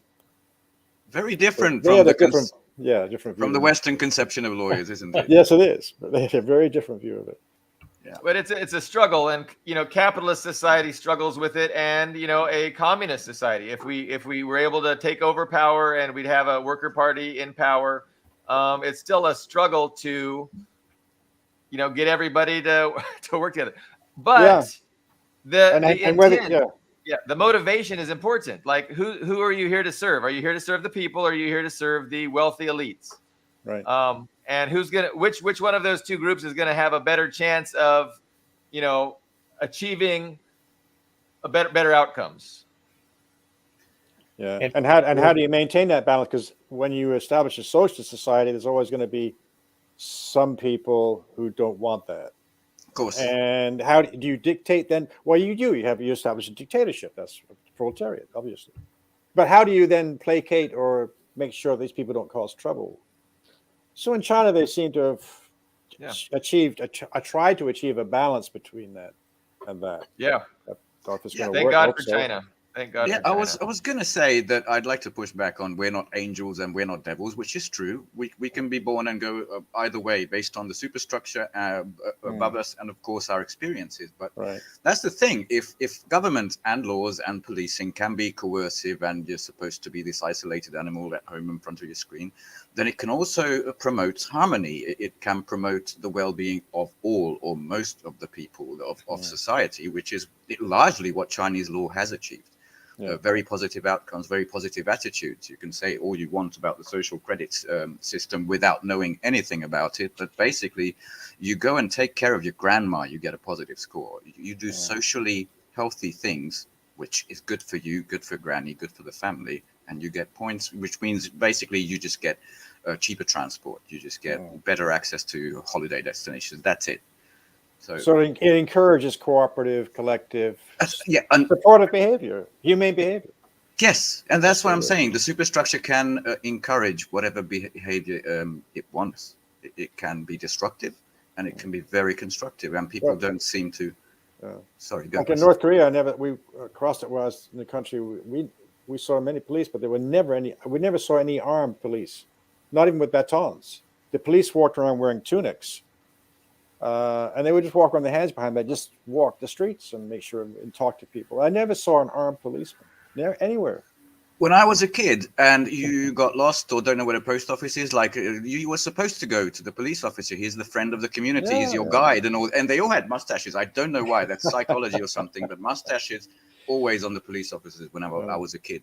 And right now they all sort of look like, well, the heavyweights look like Americans. They have the armor. They have big weapons. Black jackets. It's changed a lot, you know. Same in Canada. You know, everybody's are dressed in bulletproof vests and helmets. Yeah. How society changes, these things change as well. Yeah, there's no because Marx didn't talk too much about law and society, how the legal structure would be. He has some general comments about it, but you're right. The social structure can encourage behavior which is conducive to bettering society. Yeah, that I agree with Ben in that. I mean, I don't, a lot of right wingers I talk to said it's human nature. Human nature. You have to free up people's greed, because if you don't, so well, yeah, and Marx would say that greed is capitalism makes people greedy. Capitalism is used to establish racism. Without that, you wouldn't have these concepts. Yeah, and I think that's true. So the human nature that capitalist society, inculcates and facilitates is worse than the human nature that a socialist society would facilitate. Yeah. So it's we're not encapsulate that in a simple thought. Like, there is this threat. It encourages these things. You can be homeless and without a job and freezing out there on the street. Imagine if that threat didn't exist, no matter what you do. Like, your entire outlook would change of what I want to do, because there's no longer that coercion. Yeah, it's a big difference between. Yeah, the pressure is incredible. Yeah. Yesterday, my wife and I went out to mail some books, and then to buy some carryout for dinner. And as we're driving, there's a guy in a wheelchair. He's sitting in the shade, but it's over 90 degrees out. Ooh. So we stopped and, are you all right? You getting by? And he assured us he was okay. He was napping. He was okay. But, just to make sure, I got out and I kibitzed with him. As I was walking up to him, he goes, "Hey, you look just like Zeus." But I go, I don't feel like Zeus. I mean, like my back was killing me. Barely walk. So, I talked to him for a little bit. He had water. He seemed to be together. He was in a place where he's surrounded by 3 churches.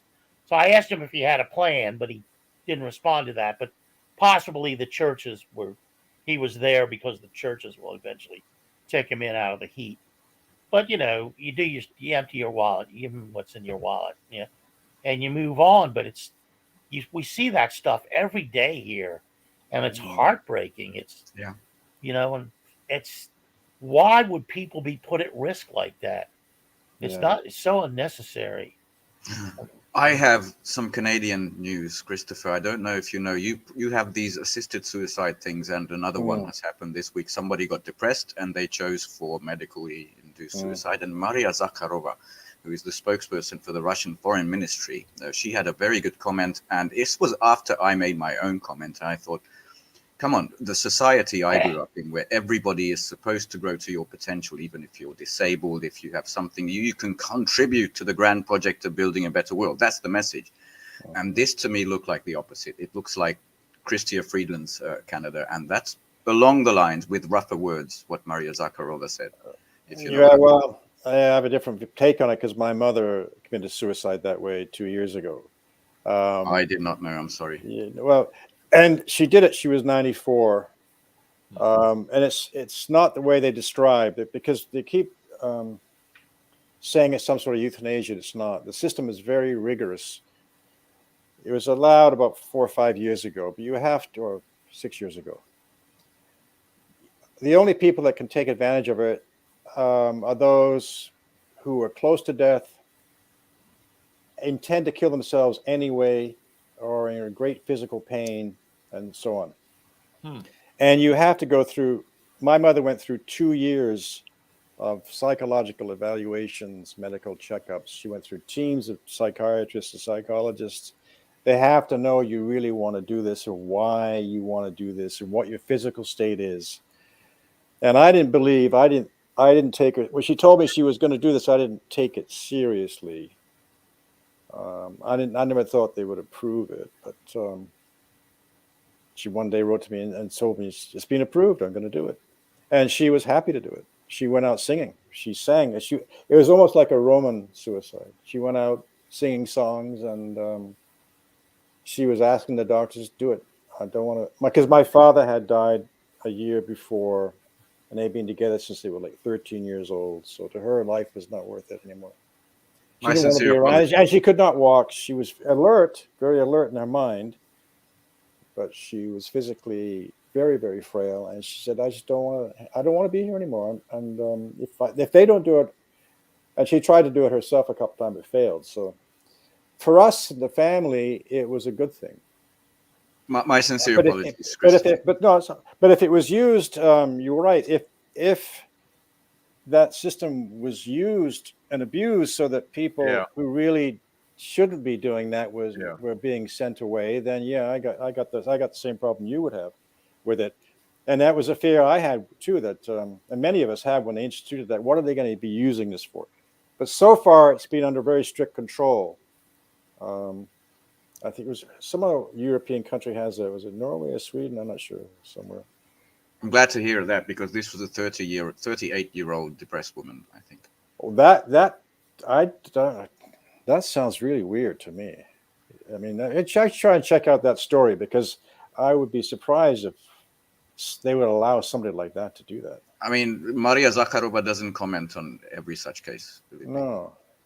But if you got a name for a case, I could check it out, because a 38-year-old, I can't see the system approving such a person. Yeah, we just know how, the capitalists weaponize every single policy, to their benefit. And so you could definitely see them encouraging the euthanization of useless eaters that are going to be a drag on their tax dollars. Yes, true. But hopefully that's not exactly, we're not there yet. But over time, just like, we started out with a decent healthcare system, publicly funded, and now it's all, for-profit, exploitative, etc. We can see the same thing happening. I mean, they introduce these policies and they start shifting them for their benefit and to the detriment of the vast majority of us over time. What I think we should warn more, which is associated with that, is that they are really promoting people committing suicide through all the fentanyl and cocaine. Whereas in Canada, we're having, like you in the States, we're having a rise in people really committing suicide by taking fentanyl and these other heroin and other drugs on the mass scale, which never happened 15 years ago. And the government's doing absolutely nothing. Well, they blame China. People are in despair, and they're just taking drugs, and they're just dying. And it's always, it's a fentanyl problem. Well, no, the problem is their despair. Why are they taking the drugs in the first place? Why are they not caring whether they live or die? Why? This is the problem for me. That the society itself, the capitalist society, is almost driving people to commit suicide. The pressure is immense. Paulie just said to bring democracy, LOL. I wanted to say, Paulie, that yes, when we took democracy away from Jean Bertrand Aristide in Haiti twice, that went into the larder of democracies we've taken that we can now give to somebody else who's going to it's going to be more favorable to our position. That's the way democracy works for America. If your democracy is running counter to what we desire, we have the right to take it away from you and put it in a kind of stock exchange, and then we'll find a democracy that does like us and that we therefore appreciate. We hand that democracy over to them. It's one of the challenges being an empire, pretending you're democratic while hating and loathing democracy. And the will of the majority is at the antithesis of what you want to promote. So, and yet, you've got to pretend, hey, we're democratic. Germany. So that's one of the problems with. I thought that we're democratic. Well, we're not democratic because one of the aspects of the socialist country which is not discussed enough is their direct style of democracy, which we don't experience in the West. Like in Cuba, China, former Soviet Union. That's right. even still in Tanzania, former socialist country like Tanzania, still has a system where every block, every 10 people would form a committee on the street, and there'd be a representative from that committee. And then and then they all send up comments up further to the higher level, and then up to the government, the national government, the provincial government. Then those comments are dealt with, and their response is then sent back down to that committee. So it was a circular communication taking place constantly. So the average person does have some say in what goes on at some level, whereas we don't have any say whatsoever. You have an election, parliamentary system in Canada, your system down there, every 3 or 4 or 5 years, you would vote for some guy or a woman, and that's the last you hear from them, and you get no say in anything that they decide when they get into the Congress or the Parliament. You have no control. You're supposed to shut up for 3 or 4 years, whatever the cycle is. That's it. That's right. Democracy. That's democracy. Yeah. Whereas in Cuba, everybody in Cuba has a say in what goes on in China because they have the committees. And in Tanzania, they have still these block committees which send people up. And then there's communication flowing all the time, up and down. And there's a discussion going on. Stalin had some good words on that. You know, he explained that in the epoch of capitalism, you know, proletarian dictatorship is the most democratic form of government possible. And, you know, because the fact is that, you know, the society otherwise is going to be regulated by those with capital, the tiny minority that have all the capital. So they're going to buy the politicians, and they're going to let you choose between which politician that represents us do you want to vote for, and you vote for them, and that's fine. But voting for a politician that's bought and paid for by the capitalist class, I mean, that's not democracy. That isn't anywhere near what a democracy is. So, you know, to me, Marxism is simply a government that really decides policies based on the interests of the vast majority. So it's you know, you have to identify, first of all, what are the interests of the vast majority, and then you have to pursue those interests. And you know, in the West, these governments don't even want to do that. They don't care what is in the interest of the vast majority. It's a struggle. It's not easy. China is doing a great job, like what I always say, thank God for China. But you know, in this world that's dominated since World War II by Western imperialism and private capitalists, you know, they had to figure out how we forge ahead and how we benefit the best interest of the people. And they've succeeded mightily, but there's an intent there. There's a desire there, which is missing in the West. And you can't vote this desire in. It's not going to happen. No. And we are in the perfect position to actually have a great illustration of that, because there were floods in northern China, and the PLA was deployed immediately. They're responsive to the people's needs immediately. They built camps, they rescued people, all of that. Whereas La Haya on Maui Island, as you know, is destroyed. People have lost their homes. Many thousands of people have lost their homes. And Joe Biden said, well, you can have a one-time aid bundle of $700 per family. Imagine getting I was noticing that. Where were the engineer battalions stationed in Pearl Harbor? The Navy engineering. Well, they have these engineering battalions. I mean, they have engineers and logistics. Oh yeah, military engineers, of course. Yeah, in Pearl Harbor, why weren't they immediately sent over there to put tents up to house these people and bring doctors in to take care of them, and food and this? And then I just see nothing of that. Whereas you're right, in China, the PLA is immediately mobilized. In Japan, the same thing happens. In Korea, it's much and it's so easy, because you go back to the Sahel, from the man on the street to people in positions of authority who are not in favor of the U.S. and European oriented hegemony. It's just that, look, democracy means delivering something.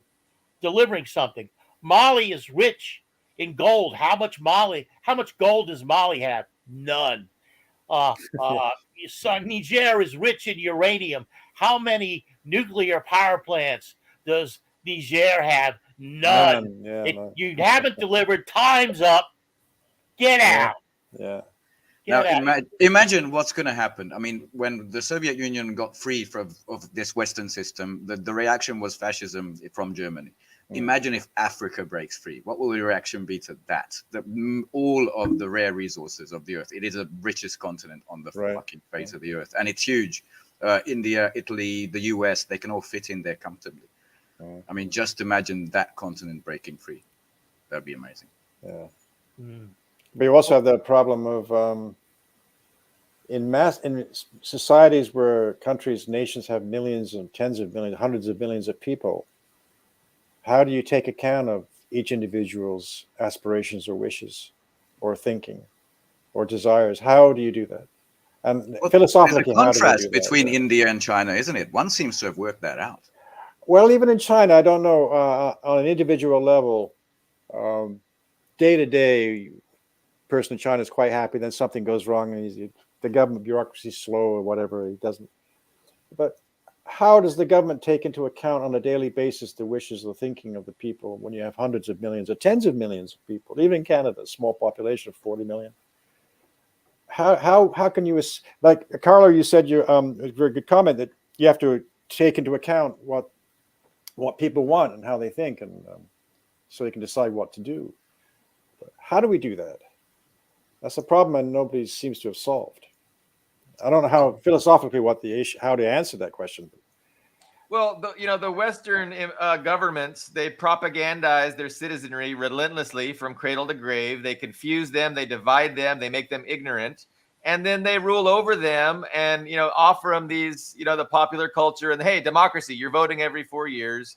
Only less like half the people vote. Like half the people that could vote don't even bother. But that's how the West does it, and that can be improved upon. And so there's no such thing as perfection. Like we're humans. We're not going to find the perfect system. And that's the idiocy of libertarianism and anarchism. Like, oh no, everything will be perfect. No, there is no, it's a struggle. It's a constant struggle. So, yes. Human life is a struggle. But China, thank God for China. They're showing that, hey, guess what? People like to eat. Let's end poverty. Let's give jobs. Let's have one of the highest rates of home ownership. Let's develop a middle class. So they're bringing peace and prosperity, peace through mutual prosperity and development around the world. So they're developing their own country, and they're also reaching out and developing the underdeveloped world. And that's a great thing. And that's way, way, way superior to the West's approach for the last 75 years. So there's problems in China. China's not perfect. I mean, any human society is not going to be perfect. That's a high bar that we shouldn't aspire to. But improvement, which one is better?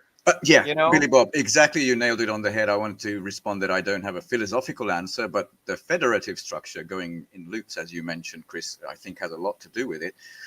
China made a promise. You work and life will get better and better and even better for your kids. The same promise that Stalin's Soviet Union made, and they delivered on it. So basically it's easy to do, unless you trample on other people's necks. Then you die.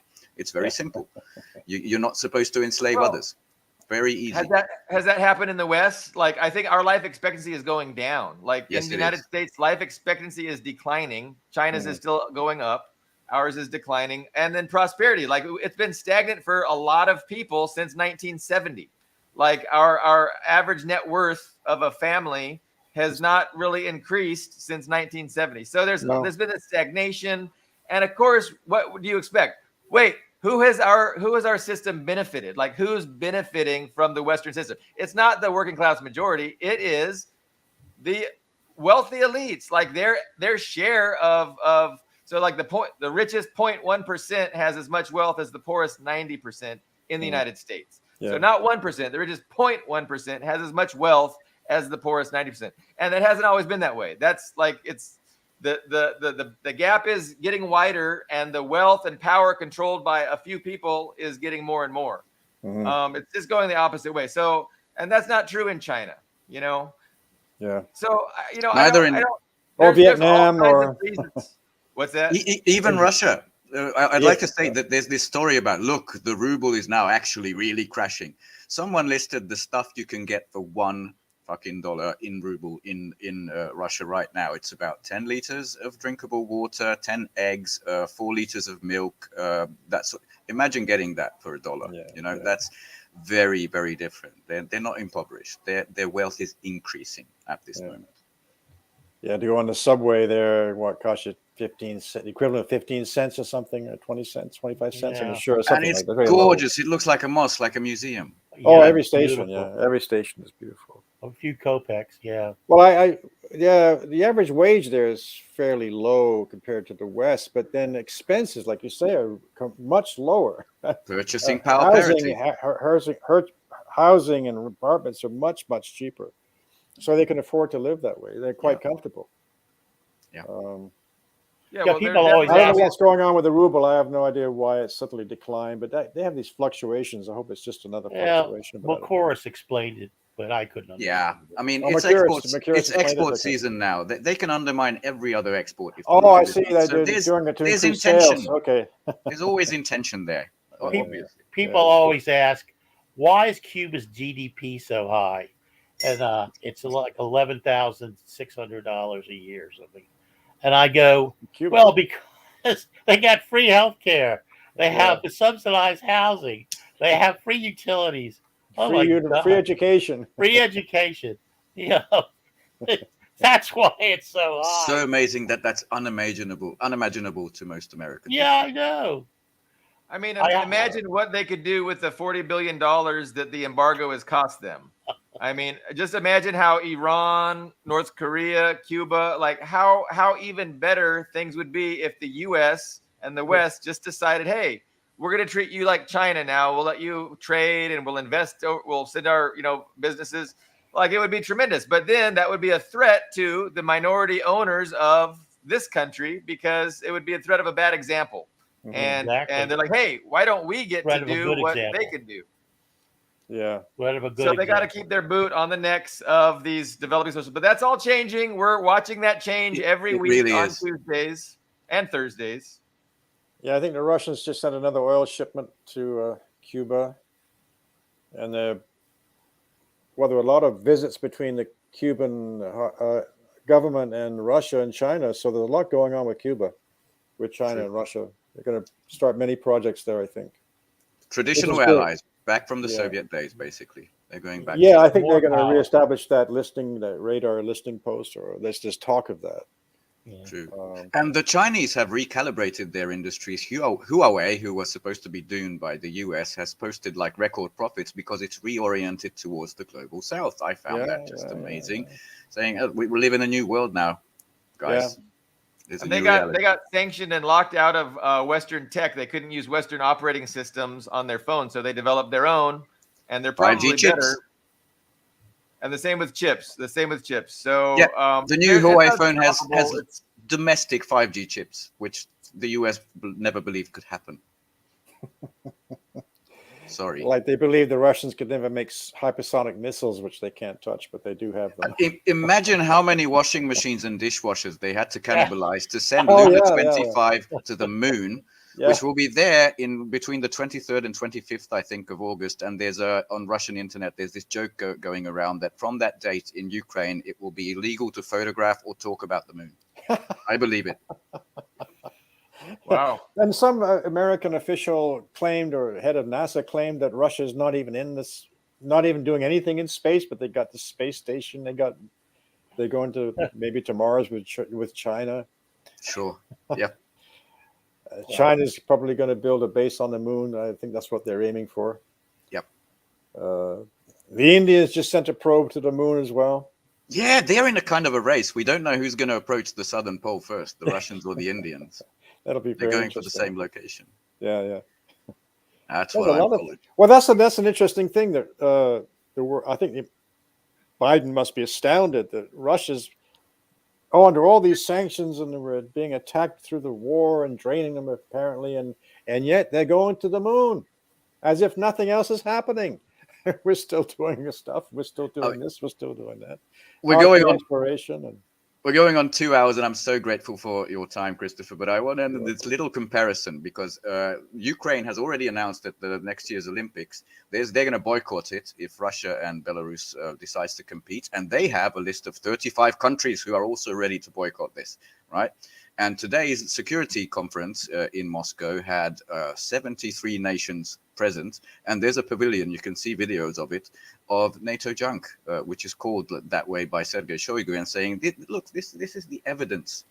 All the evidence you need that this is just ineffective stuff. They have pavilions of these trophies ready on display. And the Iranians, the Africans, they're all there looking at, oh, okay, let's buy some new gadgets. Let's buy some which Russian is, stuff. for me, it's the major shift in the world. NATO, in people's minds, thank you, Paulie, thank you for being here, was undefeatable. It was the image of Hollywood of the big aircraft carriers, the B-2 stealth bombers. They're undefeatable. And that, I think that illusion has already popped, and there's no undoing it anymore. That's what I wanted to end on. No, I agree with you completely there. That's you got a lot of optimism, Chris. A lot of optimism about the future. Well, about the war, yeah, I think things will work out in the end for the world better. But my big worry is climate change, because I think things are accelerating there, and I don't see what the world's doing to stop that. That's what really worries me right now. I can take that aboard. I mean, if that didn't exist, I think all these problems of the world can be solved. I'm optimistic about that, but the climate's changing so rapidly, I don't know if humanity. I hope it can, but I don't know. Sure. I think the best way to deal with that would be to get socialists in power around the world. Well, I've had this argument before. If every country became socialist overnight tomorrow, what would they do to stop this problem? That's the question. Look, there was this. What would you do? 10 years ago, there were the articles that China has all this smog and it's the dirty place. And now this Bloomberg came up at the end of last week with this article. We cannot let China corner the green industry, which is amazing because they have cornered. Well, yeah, they planted billions of trees. They've converted many coal plants to something. I'm still using a lot of coal, but they're one nation which really is trying to switch off fossil fuels. Leading producer and user of renewable energy. But it's too slow. We're facing an immediate threat. Things are developing very fast. So how do we stop these catastrophes from happening? And nobody's really discussing that. I think we split the atom. I think we can solve this in a cinch if we get the parasites I think off. we could if we put our minds to it, but I don't see anybody putting their minds to it on a national or international level. That's what I see it being exploited as a wedge issue for domestic politics, and that's about all. I already want to invite you back because this is a large conversation. It is. That's a very large conversation. Yeah. All right. So we went over 2 hours. Ah, great. It didn't seem like that. That's nice of you to say, Chris. We really appreciate your time. Our viewers seem to appreciate the discussion, which is also important to us. We will chat more. I mean, do we want to? We can continue. I don't know what everybody has planned. I'm not sure if we want to wrap it up now or if there's any other. I don't know if we want to get into climate change because that's just another hour. That's a whole other issue. You probably won't always disagree on that one. But I know I enjoy the conversation. But probably 2 hours is a bit long for viewers as well. They can't. So nobody would have time to watch it all. So maybe we cut off here and keep it. Yeah, I think it was a stimulating conversation, but perhaps next time. What do you think, Billy Bob? Yeah. Let's wrap it up. Carlo, last word, sir. No, it's been fun. I enjoy it so much. Please like and share and subscribe. I'm glad to hear you like Schopenhauer. I'm also a devotee. Yes. I mean, when somebody says you're a Marxist, I have to say, well, I'm sort of a Marxist, Schopenhauerian, Leninist. I like Hegel too. Oh, Hegel, yeah, it's interesting. I don't agree with Hegel, but interesting arguments about dialectic and all that. Yeah.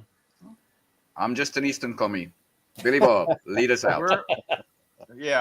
So, guys, thank you so much. We will be back next week, and we'll be back on Thursday with the Foreign Policy Review. Thank you so much. I'm going to hit end broadcast. Okay. Nice seeing you guys.